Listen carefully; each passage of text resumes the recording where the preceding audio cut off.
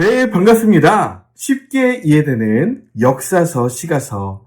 이 시간은 제9강 역대기 이야기로 여러분과 함께 하겠습니다. 역대기 하면 역대상, 역대하서이죠. 아이고, 역대상, 역대하 분량은 많은데 열왕기 상하서랑 사무엘 상하서랑 내용도 비슷한 것 같은데 왜 또 반복을 하는 거야? 아이고, 어렵다, 귀찮다, 잘 모르겠다, 이런 분 많았죠? 그런데 어떤 책, 어떤 서신이 쓰여질 때 그 출제자의 의도를 안다면, 시험 문제를 낸 출제자의 의도를 알면 시험 문제가 쉬워지는 것처럼 이 역대기를 기록하신 하나님, 그리고 에스라의 마음을 안다면, 그 의도를 안다면 너무너무 쉬운 책이 역대상하서입니다. 여러분, 그래서 에스라가 어떤 마음으로 이 역대상하서를 들고 성전이 지어진 이 예루살렘으로 왔는지 우리가 한번 살펴봐야 돼요. 여러분, 그래서 에스라를 만나봅시다. 준비되셨나요? 몸도 가다듬고 우리 머리 빗질도 하고 에스라를 좀 만나봅시다. 얘기를 들어야 되잖아요.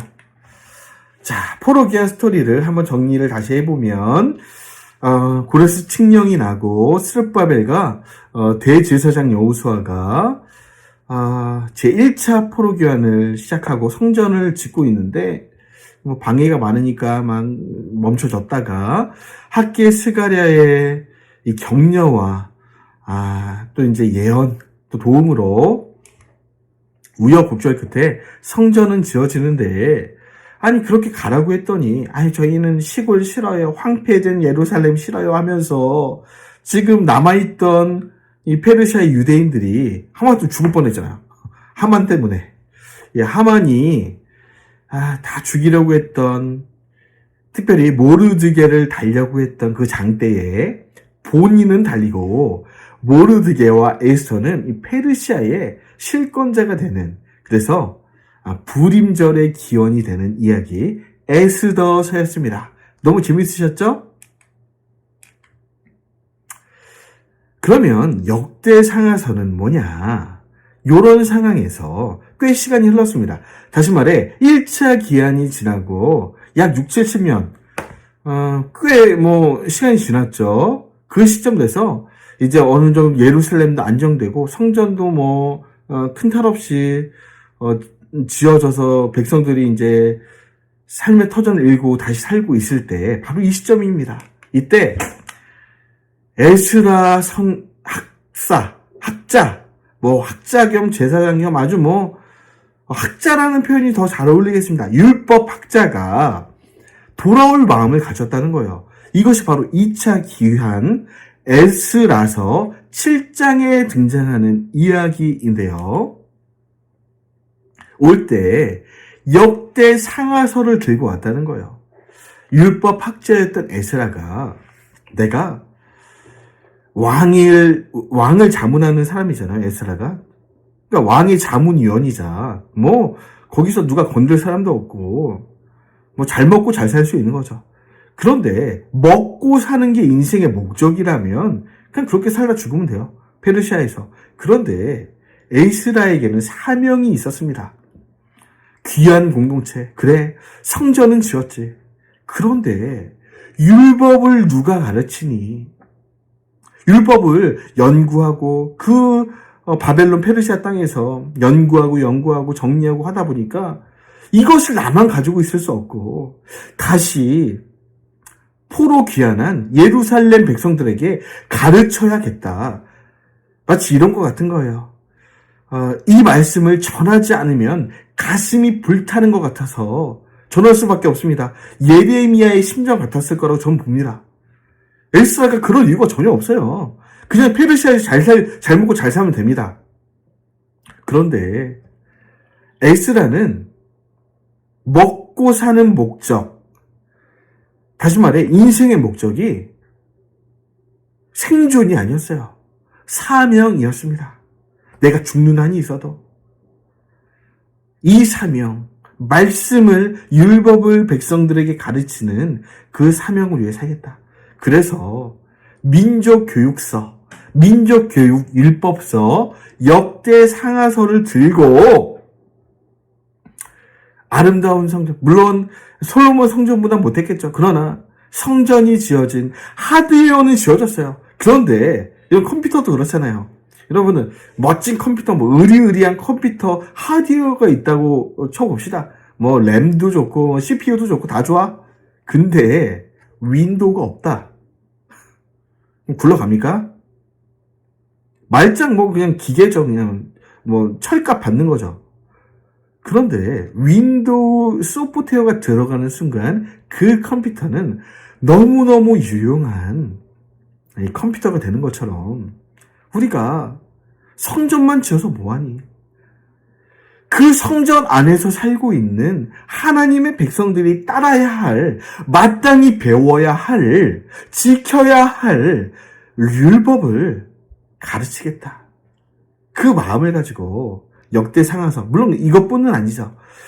많은 율법서들을 정리하고 많은 학자들, 저도 동의합니다. 창세기부터 오경도 에스라가 최종 정리했다고 저는 봐요.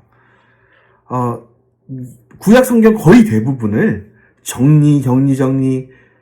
편집해서 들고 예루살렘에 온 겁니다. 그럼 특별히 역대 상하서는 어떤 관점에서 쓰여진 역사 율법서인가? 우리가 그것을 한번 살펴볼 겁니다. 2차 포로 기한 때 그냥 온 게 아니라는 거예요. 그냥 뭐 먹을 거 들고 온 게 아니라 가장 중요한 일을 하러 왔다.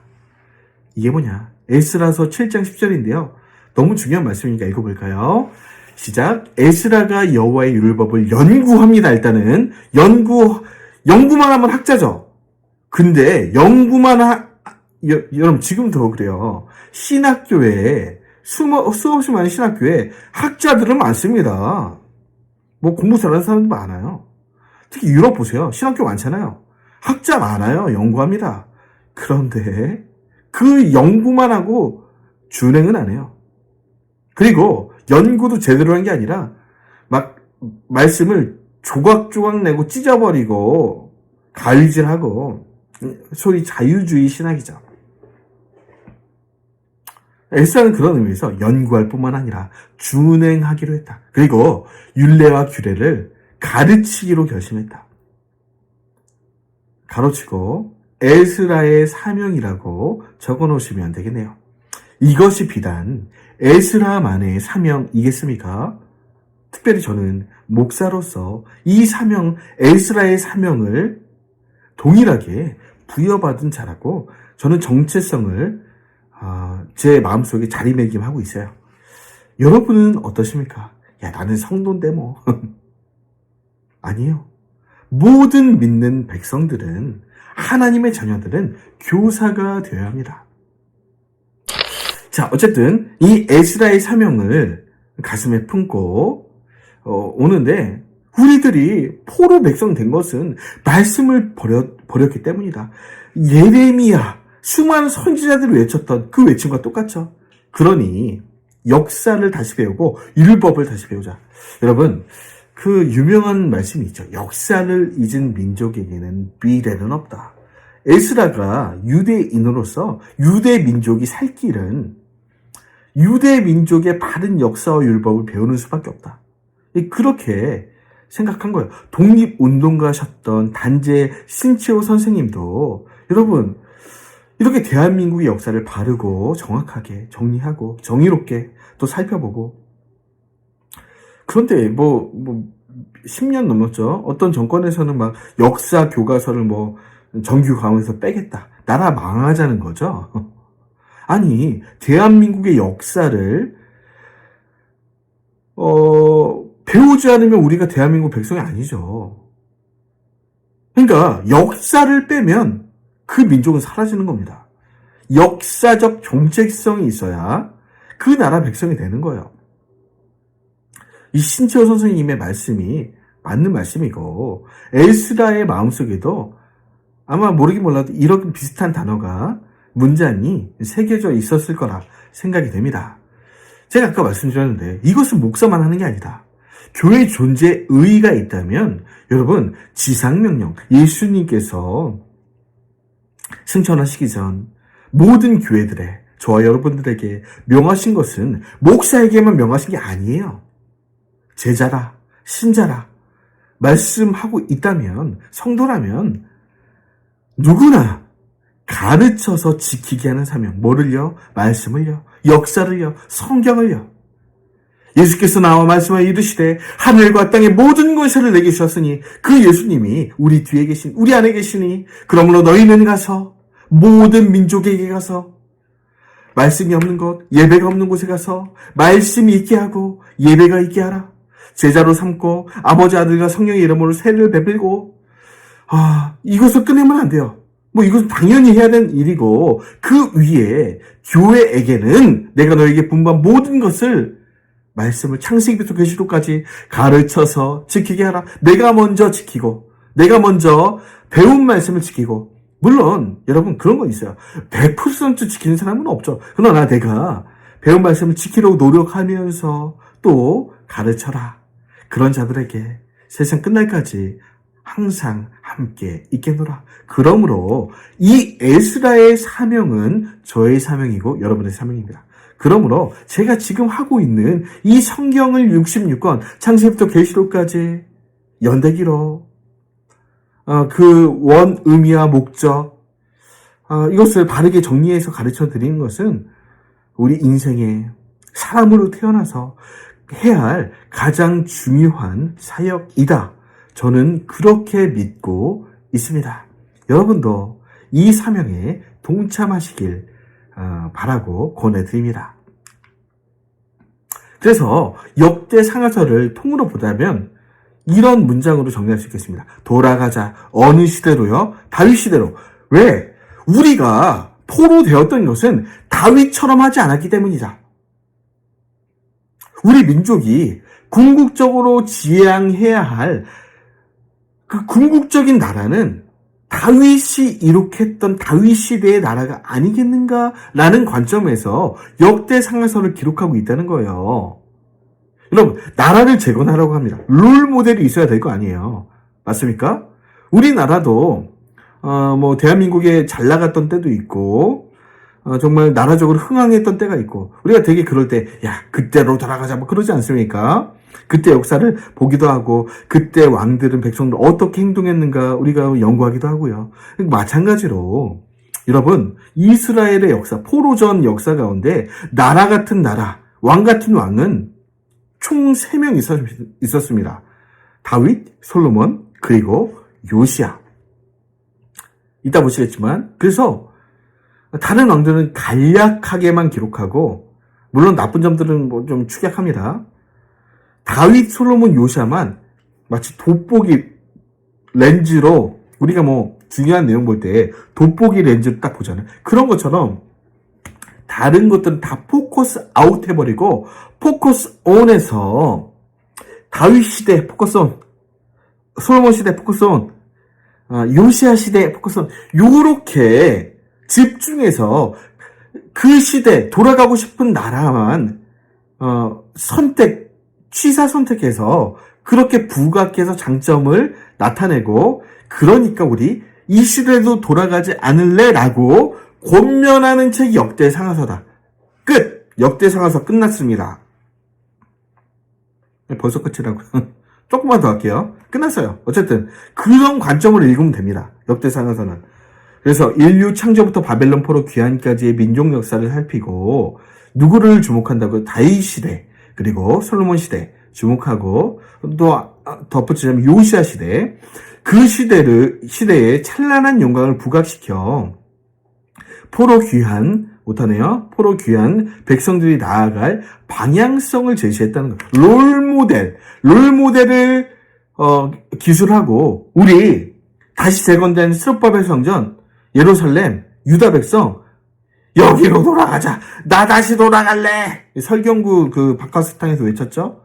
돌아갈래. 돌아가고 싶은 때가 있다는 거야. 그때로 가자. 그래서 포로 귀환한 우리 민족 나는 자랑스러운 유대인으로서 민족 중흥 유대인의 민족 중흥의 역사적 사명을 띠고 다윗 시대의 회복을 위해, 솔로몬 시대의 회복을, 요시아 시대의 회복을 위해 이 사명을 띠고 태어났으니까 우리 이대로 하자. 이대로 해야 돼. 역대상에서 보고 요대로 해라. 사무엘서 그리고 열왕기서의 역사 기술 관점과는 완전히 다릅니다. 완전히 달라요. 즉, 이 사무엘부터 열왕기의 이야기는 부정적입니다. 뒤에 흐르는 기조가 부정적이에요. 어떤 의미에서 부정적이냐? 물론 뭐 긍정적인 내용도 있다. 대부분의 내용은 우리가 어떻게 하다가 멸망하게 되었는가를 중심으로 써요. 맞습니까? 우리가 이런 죄를 지었고 이런 실수가 있었고 죄가 많았고 심지어 다윗도 막 바세바와 범죄하고 솔로몬 타락한 거 봐라. 왕 같은 왕 누가 있냐? 뭐 다윗하고 요시아 정도밖에 없고 나머지 왕들은요. 뭐 거의 수혜책 가치가 없습니다. 뭐 물론 부분적으로 잘한 거 있죠. 대부분은 여로보암의 길을 걸었고 남유다 왕들도 바알과 아세라에 취해가지고 뭐 정신 못 차리고요. 그러니까 망할만 하지. 그런데 포로 70년간 열심히 하나님을 찾았고 율법을 정리하고 징계를 받고 교육을 받고 또 그러지 않았습니까? 다시 나라를 재건해보자. 어떤 나라가 되어야 되는가. 이런 관점으로 역사를 재해석. 잘한 것은 강조하고 잘못된 것들은 야 이거 빼. 야 지금 우리 나라 세우려고 하는데 이렇게 잘못한 거 다시 뭐 강조할 필요 있냐?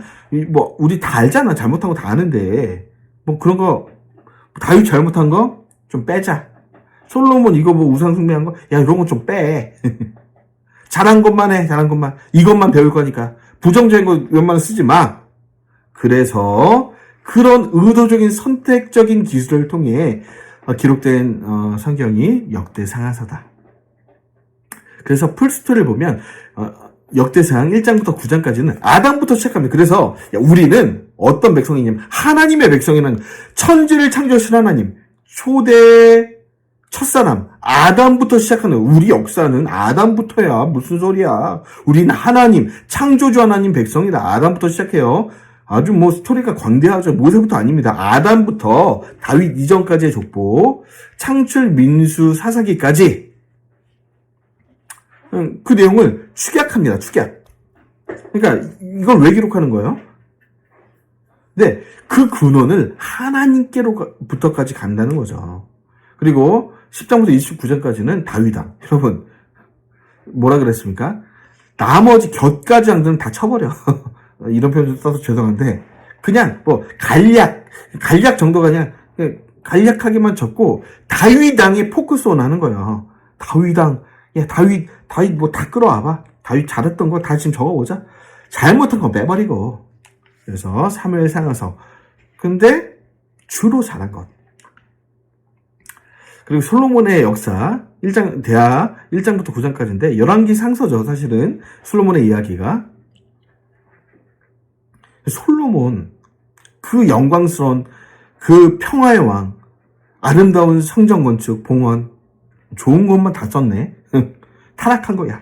빼버려. 그리고 유다 열왕의 역사 고레스 칙년까지 물론 망했죠. 잘못한 게 많죠. 그런데 그럼에도 이 부분도 사실 그 열왕기 하서를 보면 잘못한 거 되게 많잖아요. 우상 숭배, 므낫세, 뭐 아방 보세요. 막 난리 나죠. 근데 심지어 그 악한 왕 므낫세도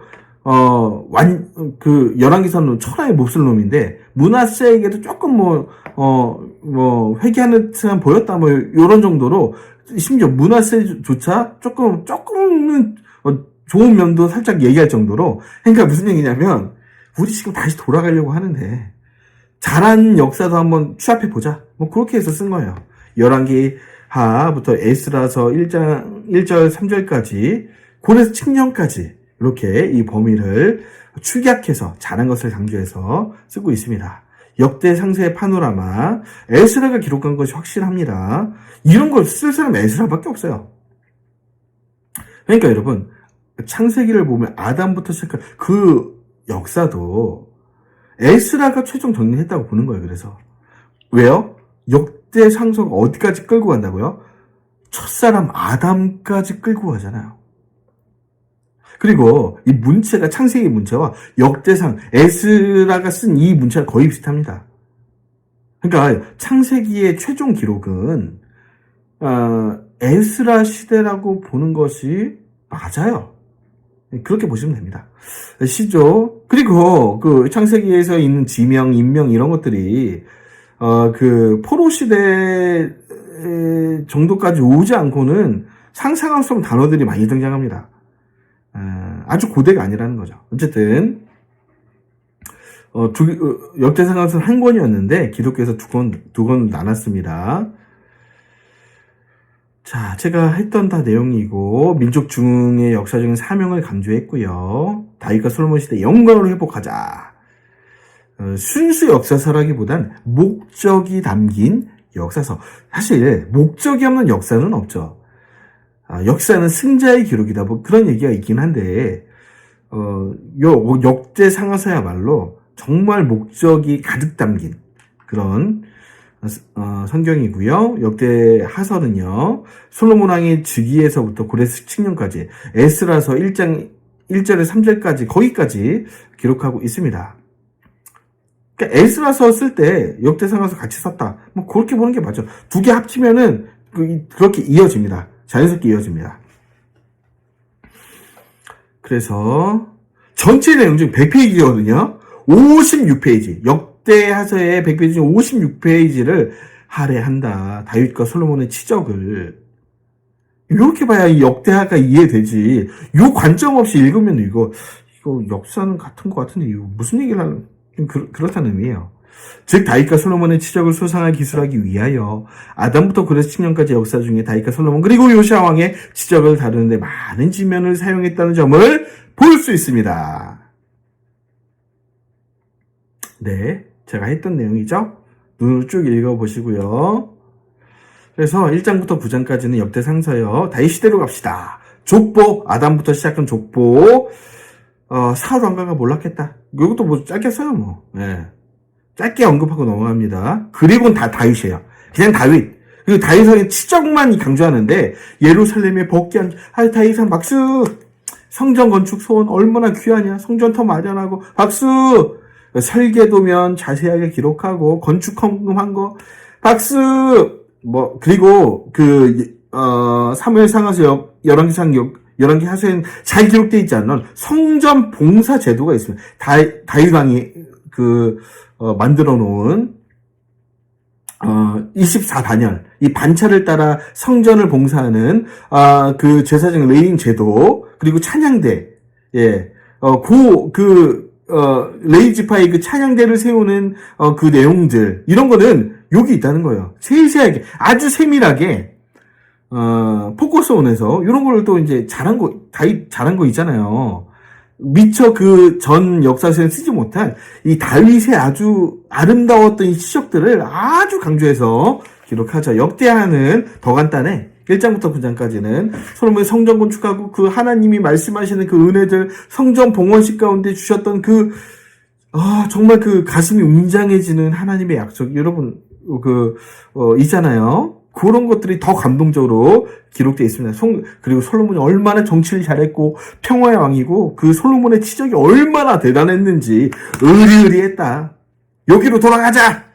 10장부터 36장까지 유대 열왕의 공관대 굉장히 공을 중심으로 이것도 기록합니다.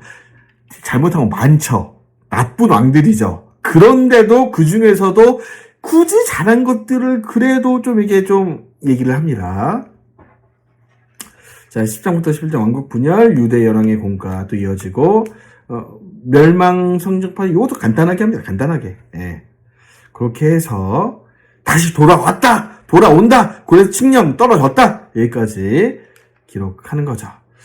요것만 하고 정리하죠. 역대에서 인용하는 책들이 있는데 여러분 많은 역사서들이 참고했다는 것을 볼 수 있어요.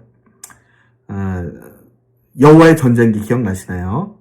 오경에서도 참고한 그 역사서들이 많고요. 이런 역사서를 기록할 때 하나님의 다이렉트 계시가 아니라 여러분 역대 사가들 여러분 역사를 기록하는 그 궁중의 사가들 있지 않습니까?